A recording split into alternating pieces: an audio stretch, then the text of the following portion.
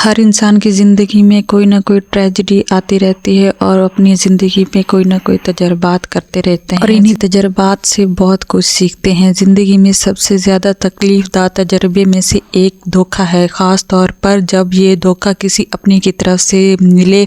जो लोग एक बार धोखा देते हैं वो बार बार देते चले जाते हैं। इनसे मुहतात रहना है बेहद ज़रूरी है। इनसे मुहतात रहना बेहद ज़रूरी है क्योंकि अक्सर ऐसा दिखाया गया है कि ऐसे लोग मौका मिलने पर बार बार आपका एतमाद तोड़ सकते हैं। इसके लिए अक्लमंदी से इसी में है कि माजी के तजर्बात से सीखा जाए और ख़ुद को दोबारा तकलीफ़ से बचाया जाए। आज मैं आपके साथ कुछ ऐसे पॉइंट शेयर करूंगी जो आपकी ज़िंदगी बिल्कुल बदल देंगे और साथ ही साथ मैं अपनी डेली रूटीन भी आपके साथ शेयर करूंगी। बिस्मिल्लाहिर्रहमानिर्रहीम। अस्सलाम वालेकुम। कैसे हैं आप सब लोग? अल्हम्दुलिल्लाह आप सब लोग ठीक ठाक से होंगे, मैं भी खैरियत से होंगी।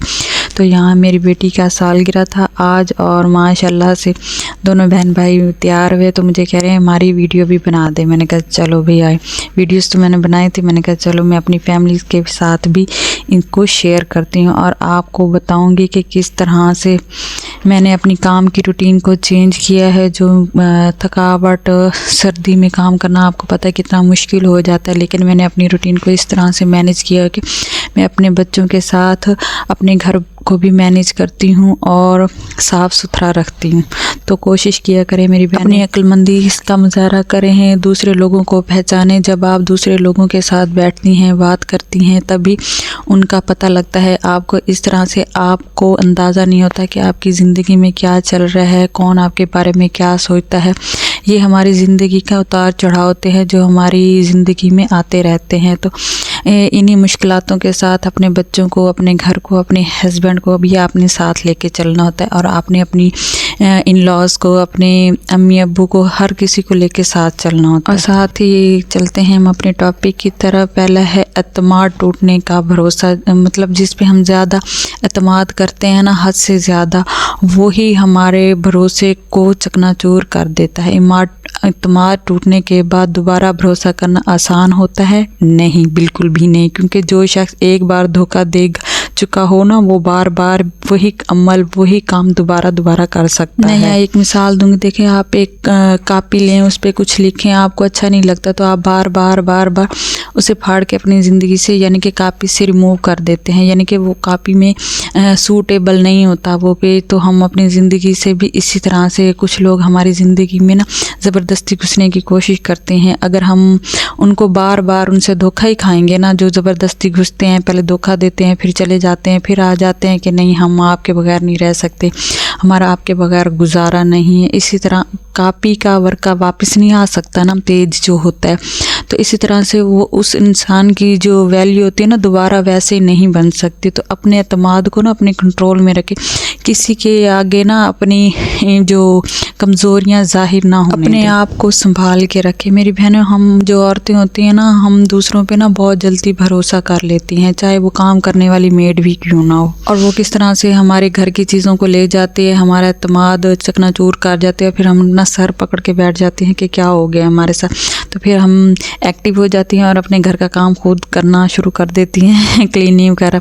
अच्छा, काम को ना कुछ इस तरह से सेटअप करना चाहिए कि हमारे काम की जो रूटीन हो ना, इंजॉय करके आपको करनी चाहिए। और साथ ही साथ मैं यहाँ फ़िश भी बना रही थी और बहुत मज़े की और टेस्टी फ़िश बनी थी। मैंने पहले सुबह को मिसाला लगा के रख दिया था, अब शाम को डिनर के टाइम मैं इसे फ्राई कर लूँगी। बच्चे भी बहुत मज़े से और शौक़ से खाते हैं और सर्दियों में तो ये सर्दियों की सौगात थी।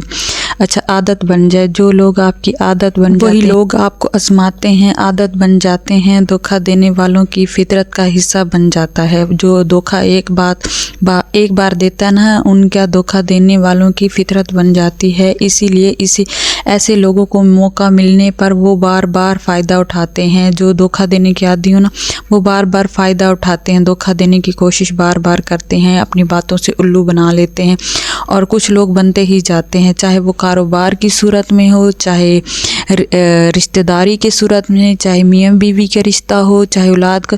अक्सर लोग ऐसे माएँ बाज़ टाइम बेटों के हाथों में से उल्लू बन रही होती हैं, बेटियां बना रही होती हैं, माँ होती है। तो इस तरह से ये छोटी छोटी चीज़ें होती हैं ना जो फेस करना बहुत मुश्किल होता है। और कहीं तो हम हो रहे होते हैं और हमें पता भी होता है यहाँ हमें उल्लू बनाया जा रहा है, तो हम बनने के लिए भी तैयार हो जाते हैं। लेकिन खुद को ना इतना भी डिग्रेड ना करवाएं, इतना भी अपने आप को डिग्रेड ना करें कि अगले साथ इतना कुछ कर जाए और आप हाथ मलते रह जाएं। सबसे ज़्यादा नुकसान उन्हीं को होता है जो जज्बाती इंसान होते हैं। जज्बाती नुकसान हर बार पहले से ज़्यादा गहरा होता है, जो इंसान की इत्मीनान और ख़ुद इत्मीनानी को कमज़ोर करना सीखता है। यानी कि कुछ लोग हमारी ज़िंदगी में वो किरदार अदा करते हैं जो हमारे जज्बात से खेलते हैं।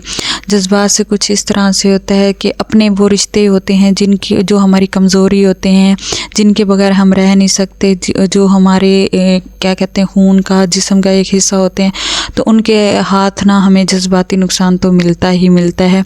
और बाज़ टाइम ऐसे ही होते हैं कि कारोबार में भी हमें नुकसान ज़रूर होता है। और इन लोगों से ना अक्लमंदी का आपको मुज़ाहरा करना है और एहतियात ऐसे में है कि माजी के तजर्बात से कुछ आपको सीखना चाहिए और ऐसे लोगों से मुनासिब फ़ासला रखना चाहिए।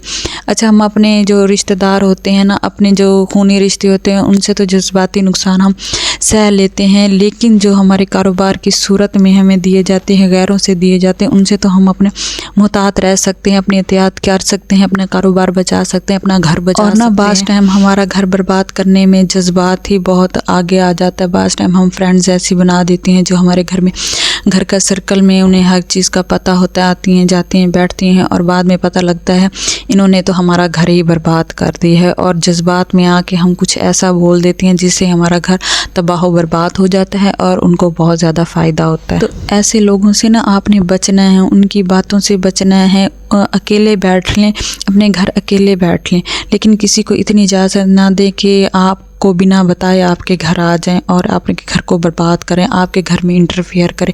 किसी को कभी भी अपने घर में इंटरफेयर ना कर दें। जब कोई आपके घर में आप ज़्यादा इंटरफेयर करना कोशिश कर देता है ना, तो वो आपकी लाइफ में घुसना शुरू हो जाते हैं, आपके जज्बात से खेलना शुरू कर देता है। वहाँ आपने